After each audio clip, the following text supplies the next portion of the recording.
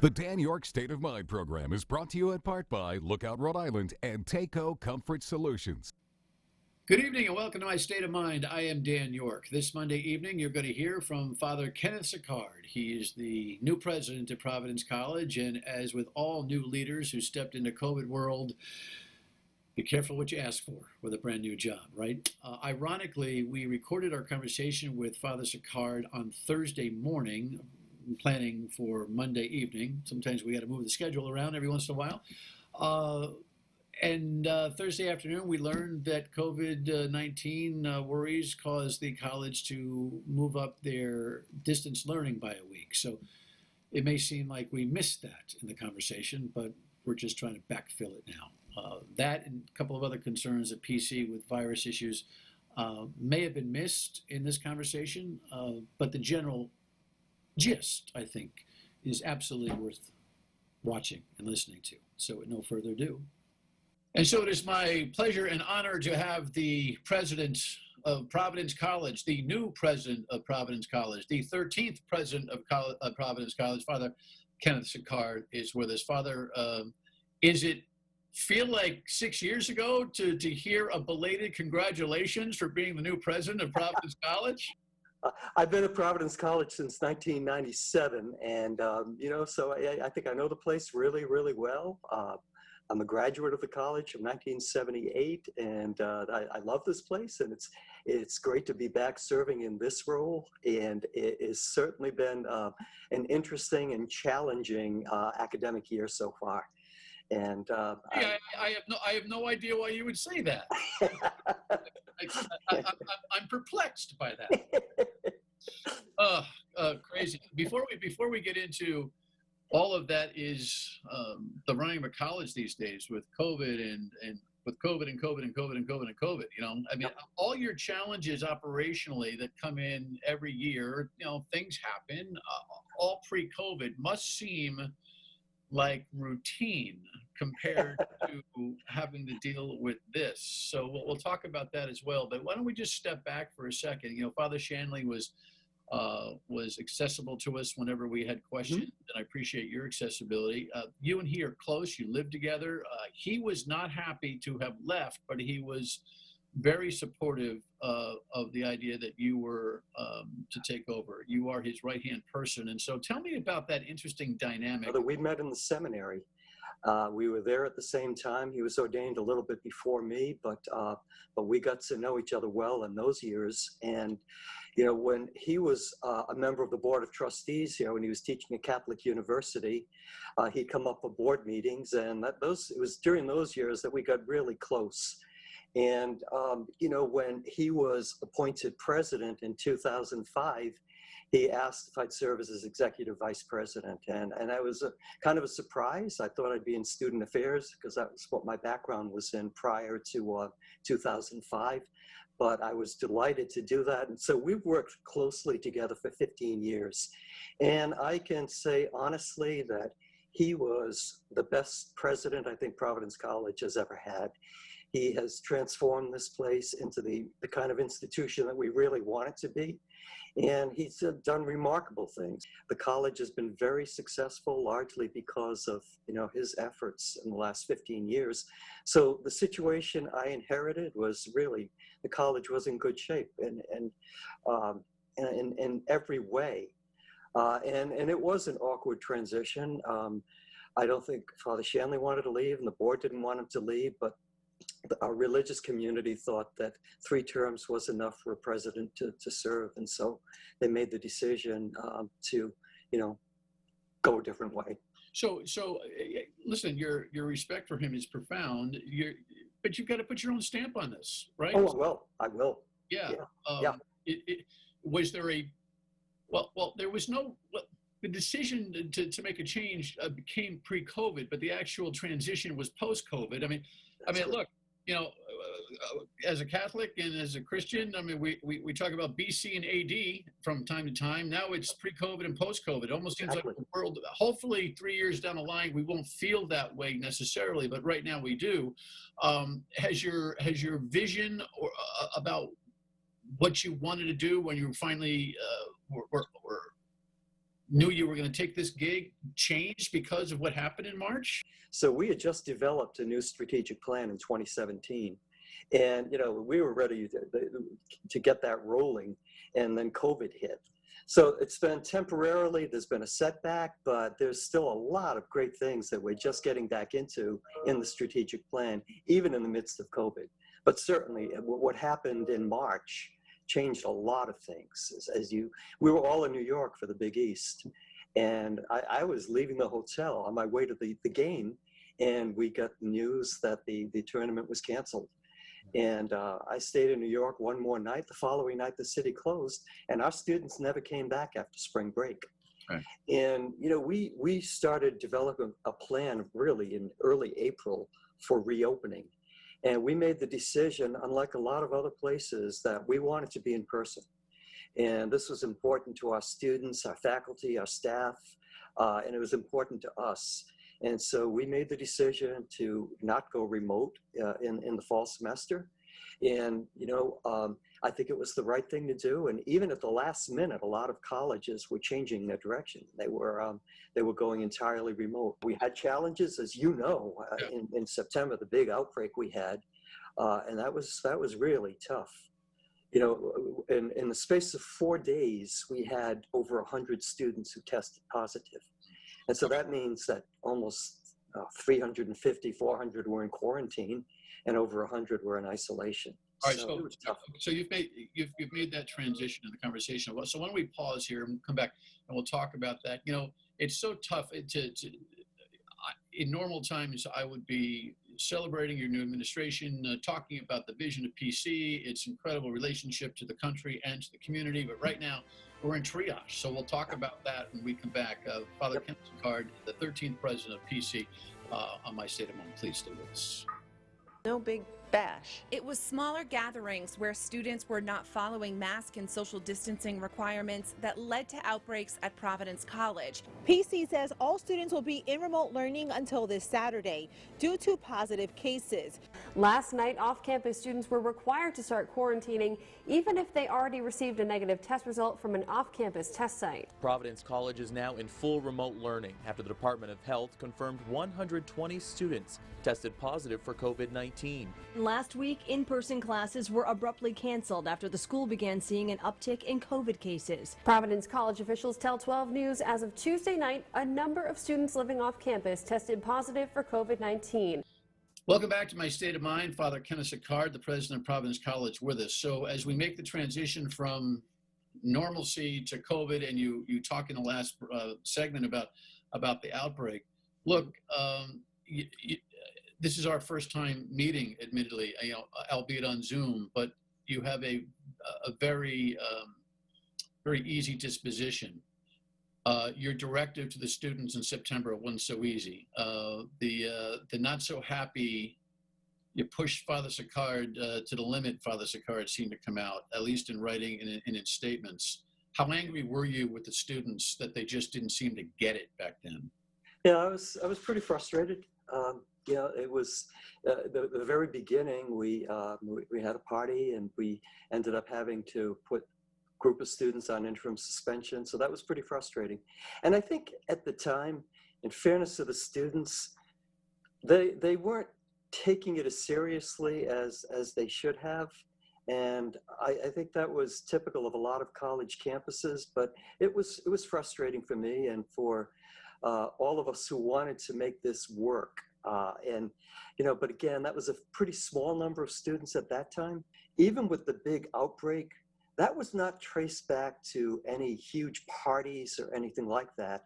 And I'm not saying it didn't happen, but that doesn't seem to be the cause of the outbreak. Yeah, I will tell you, we're learning a lot about what you can and cannot do, and summertime and warm weather and being a college kid. Yeah. Do I blame them? No, but look, we were all there. Yeah. We're all there. We were 20 going on 50 and 20 going on 10, depending on the given day, right? So, at the same time, the thing that bothered me most about that time period, though, was actually the governor's response. She she'd actually suggested that she was going to approve every single thing that the colleges were going to do here as part of the get ready period. And then when the hit the fan with PC, she was like, oh, they better. But she took no ownership, and the Department of Health took no ownership. And then you were delegating any commentary to the Department of Health, and from somebody who plays a little bit of a watchdog role here, I thought it was disingenuous across the board. But I was very unhappy with the governor in terms of the ownership. Playing dodgeball with the politics on this. Yeah. Reflection on that?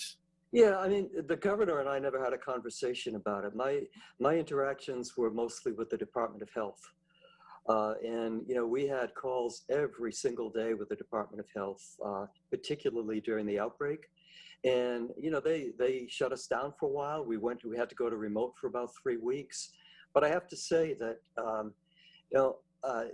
Dr. Alexander Scott and Dr. Klein were really, really good to us. They were helpful getting us through this difficult period.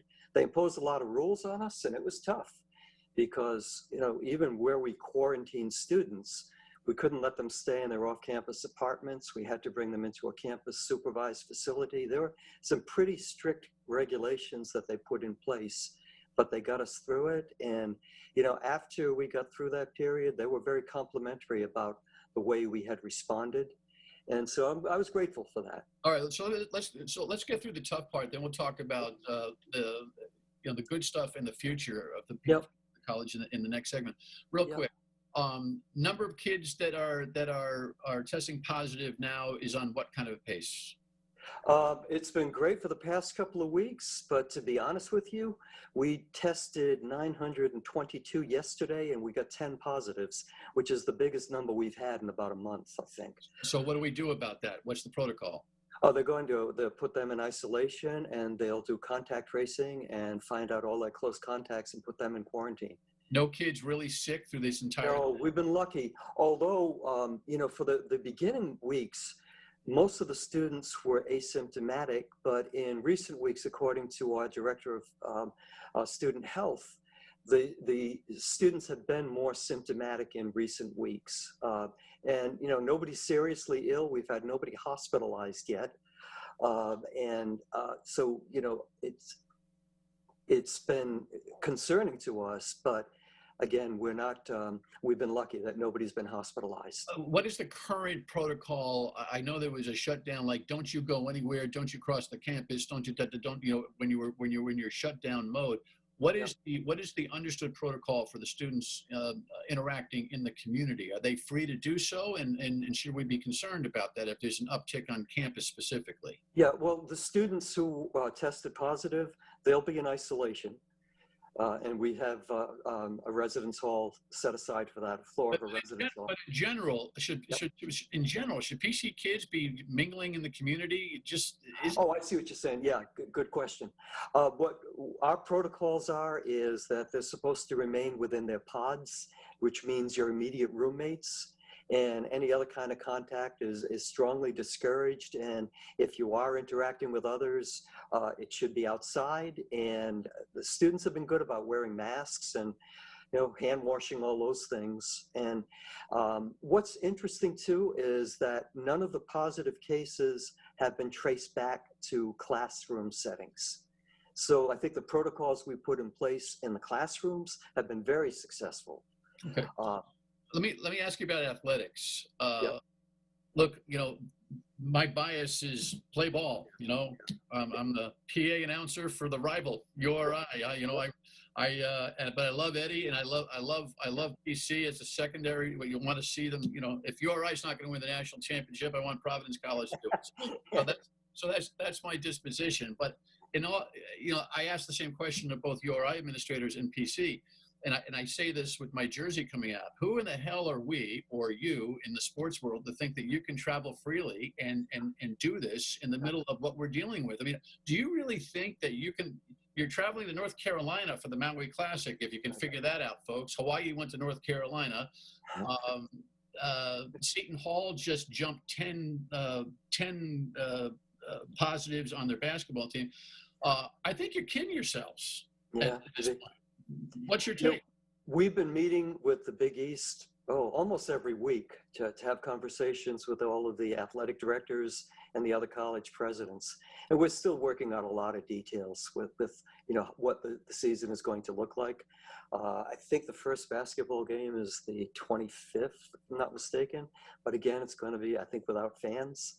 Right. But a lot of those details are still getting worked out. Well, a lot of the details are about Fox Sports and the money that you guys are going to lose if you don't play. It's almost like you don't care if you play in Alumni Hall with nobody in there. Just give us the TV money, and you've got X number of games you've got to play in order to get that TV money.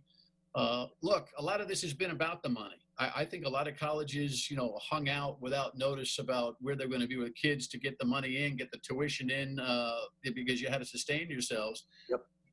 There needs to be an honest conversation about the economics of this thing to right-size the moral decision-making about all this, don't you think? Sure. Oh, yeah. I mean, you can't imagine what we've spent on COVID responses. And that's taken a huge chunk out of our budget. And so, do we rely on the Fox money? Sure, we do. But we're not going to put our students in danger either. We're testing all the student athletes 3 times a week. And, we're following the same protocols with them as we do with any other student who tests positive. And I think we're being as careful as we can. And, if it means that we can't be playing, then that's... So we'll end it with this on this part of it. A scale of 1 to 10, 1 being no way, 10 being oh sure. What do you really think about a full Big East schedule this year? Full Big East, 6, 7. Yeah, well, I'll tell you, it's probably an unfair question. When we come back, let's talk about some good things about PC, the college, and how you grow out of this. In the final few minutes with Father Sicard at PC. Stay with us. If you're just tuning in, Father Sicard from Providence College, the 13th president, is with us. What was the hit in terms of academia and tuition and all that for the college from COVID? Was it bad? You mean the financial hit? Or? Yeah, well, the students and the financial hit. I mean, Well, students, we're doing fine with enrollment. We're doing fine. We're like maybe a 1% less than last year. Right. And we're working on building the class for next year, the freshman class for next year. And that's a challenge because one of the big things is we do very limited tours on campus.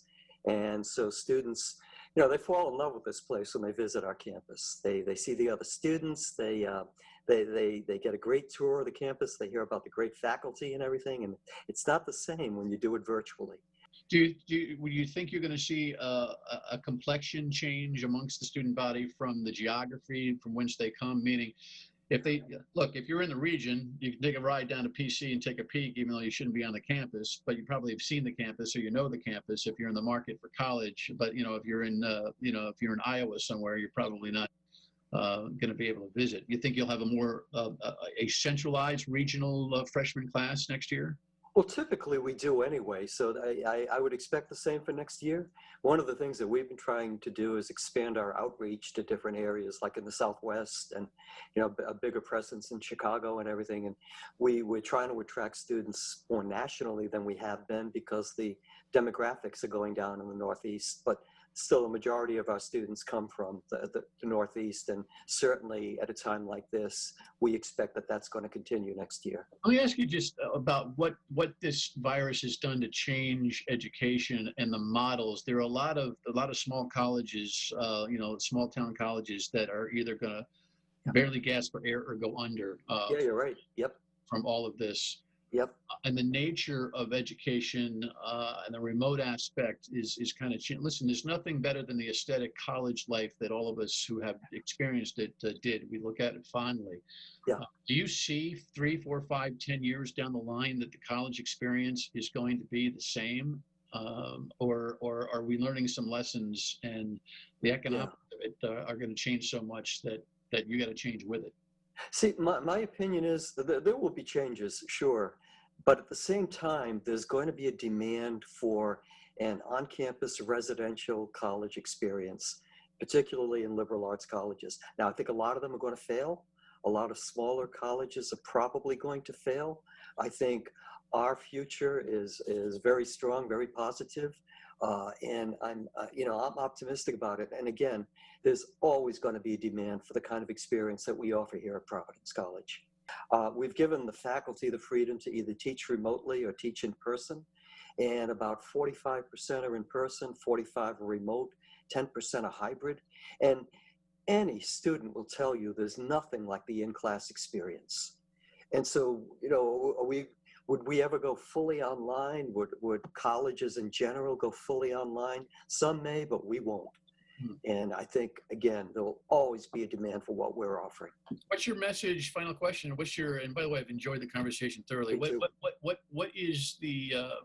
the message from the president of PC to the local community about your always role? You've been a jewel of this community for a long time, but in this tough time in COVID, what's your message? I want to continue a lot of the things that Father Shanley did, but I want to be even a bigger presence in the community.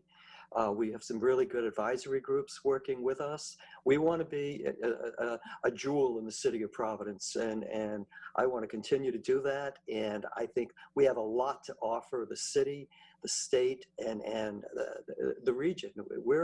We're a hot school. We're going to continue to be a hot school, and I am just so enthusiastic about, once we get through this COVID period, I think it'll take some time, but we're going to get back to where we were before, and we're going to even exceed that. And I guess part of that would be your responsibility. I only have about 30 seconds here. Your responsibility to the community during this COVID season too, correct? Yes, absolutely. Yeah. We want to, again, that's why we've been so, kind of tough with the students, because we have responsibility to the community as well. And that's what we're trying. And they're good students. They're college kids, they're going to make mistakes, but they've been really good and conscientious about what we expect of them and what they want to do. They want to see us succeed too. Gotcha. Father, a pleasure. We'll keep the conversation going, and congratulations on... I look forward to the next time. You bet. Father Kenneth Sicard. The final word when we come back. Stay with us. You can go to the PC website for a dashboard on the COVID data, a transparency effort from Providence College. We thank the Father for his accessibility, and we'll stay in touch with PC and all the schools around here as we plod through this winter. Have a great evening. Thanks for tuning in. Good night.